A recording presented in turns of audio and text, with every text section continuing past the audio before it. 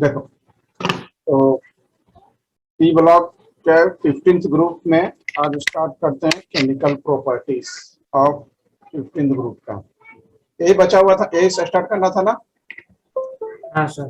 तो reactivity towards hydrogen. तो hydride basically क्या फॉर्मेशन करता है? Basically MH3।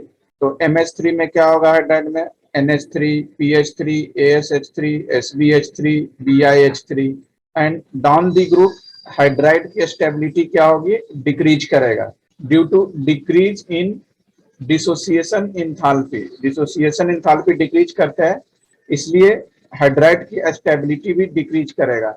मतलब 15 ग्रुप में क्या है? दिस A15 ग्रुप में इसका जो हाइड्राइड है वो डिक्रीज करेगा। मतलब अगर स्टेबिलिटी की बात करें तो सबसे कम स्टेबल कौन सा हो जाएगा? ए, बिस्मथ। और सबसे ज्यादा स्टेबल क्या हो जाएगा? नाइट्रोजन का हाइड्राइड। Reactivity towards hydrogen. अब देखो हाइड्राइड से फॉर्मेशंस कर रहा है। All the hydrides of the type MH3 are prepared by the action of water और dilute acid on their metal compound. तो जितने भी हाइड्राइड है, मतलब हाइड्राइड मतलब MH3 टाइप्स जो कि ऊपर में था, इसको आप तैयार कैसे करते हो? Prepared by action of water. Water का आप रिएक्शन किस में करवाओ? डाइल्यूट एसिड में करवाओ ऑन देयर मेटल कंपाउंड में। जैसे P4 का सोडियम हाइड्रोक्साइड से रिएक्ट करवाया इन प्रेजेंस ऑफ वाटर, तो क्या बन जाएगा आपका? PH3। ये हाइड्राइड आपका बन जाएगा। अब तो रिड्यूसिंग कैरेक्टर क्या होगा हाइड्राइड्स का?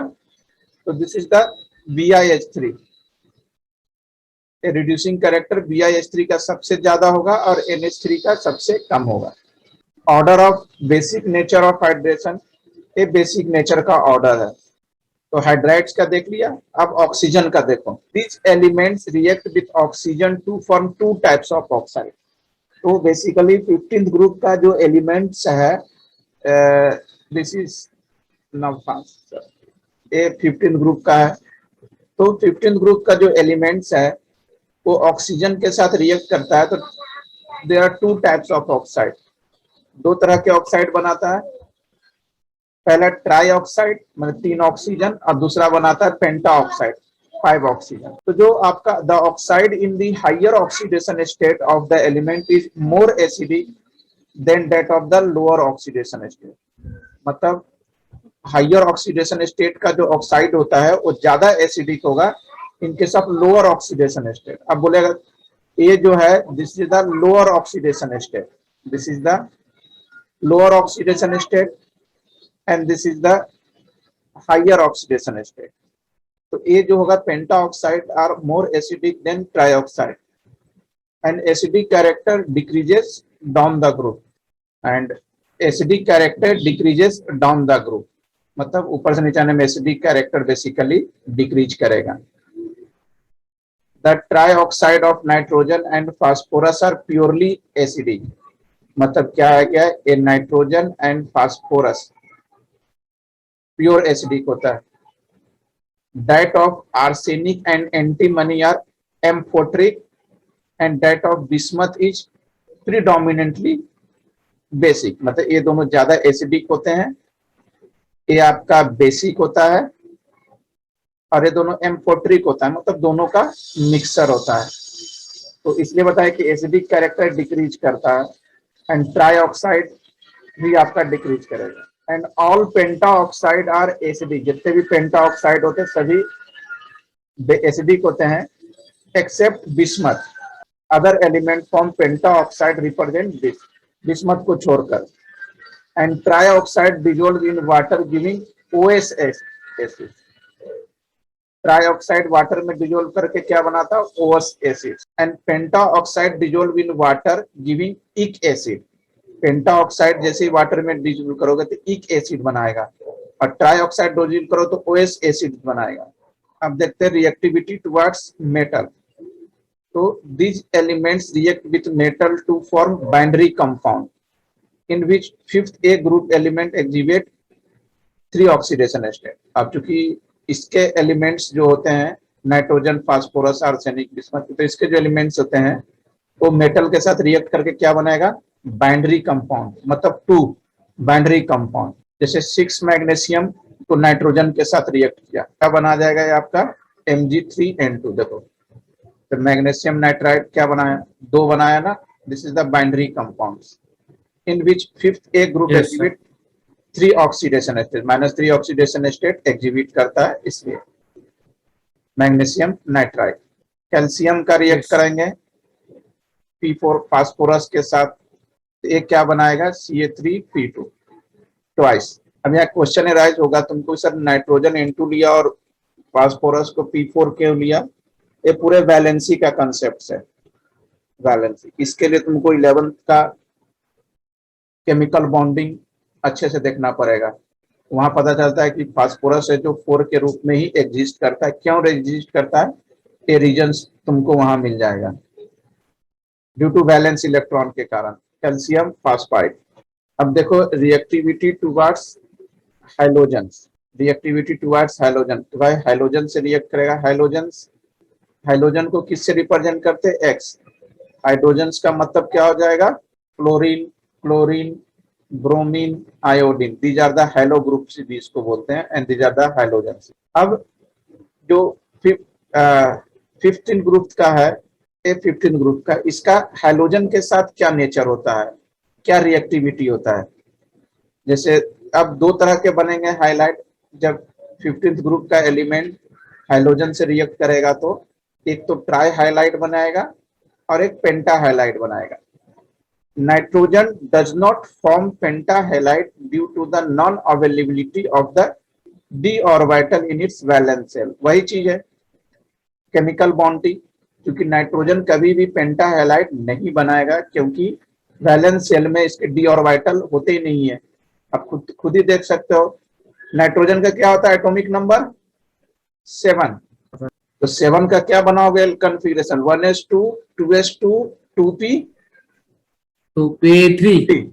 तो ए 1s का बनाया ऑर्बिटल, ए बनाया 2s का, अरे 3p का, तो 1s 2s। मैं Yes. केमिकल बॉन्डिंग का भी लेक्चर चैनल पे डाल दूंगा, तो वहां से तुम देख लोगे तो फास्ट रिवीजन हो जाएगा। Okay, sir. ए 2p, 2p में क्या हो जाएगा 1 2 3, ठीक है, these are the.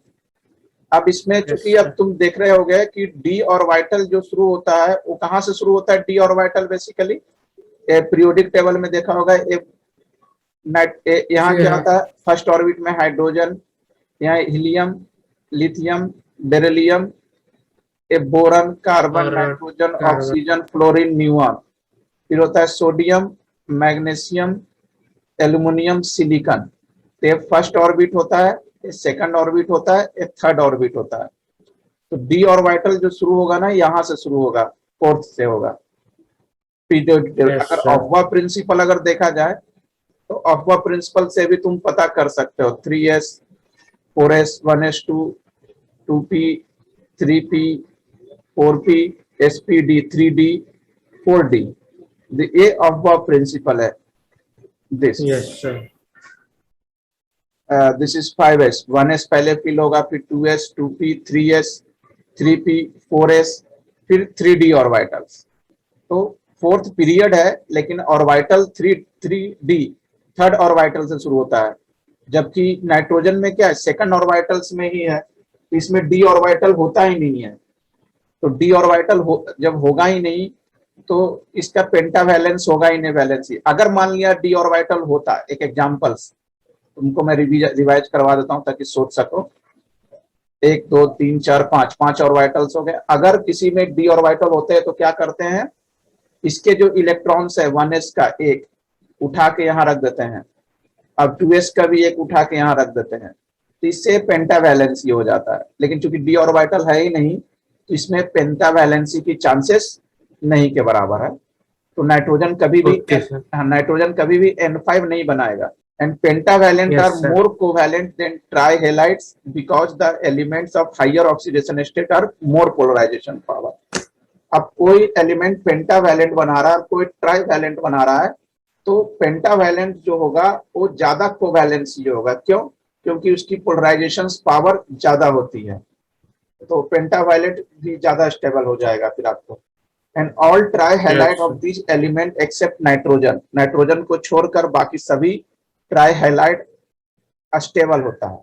In case of nitrogen halide only NF3 is stable, केवल NF3 स्टेबल होता है, क्योंकि आगे की वैलेंसी बनेगा ही नहीं, क्योंकि 3 वैलेंसी है यहाँ। तो ये जो मैंने साइड में बताया ना, वैलेंस इलेक्ट्रॉन फिल करना, इससे बहुत सारे क्वेश्चन का जवाब मिल जाता है।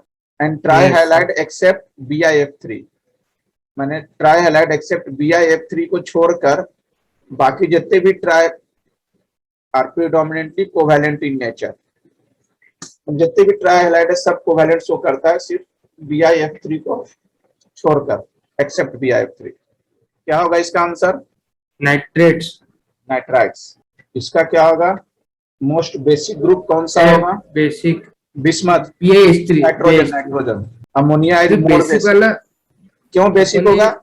क्योंकि एसिडिक नेचर जो होता है ना, most basic group in 15 hydride में, हाइड्राइड में बेसिक ये होगा NH3। ऐसे देखो, अब जैसे अब एक क्वेश्चन बता, क्या बनेगा इसका प्रोडक्ट? ऑल ऑफ दिस नहीं PH3। इसका क्या बनेगा? N2O। NO, दोनों रिएक्ट करके बना देगा 2NO। यस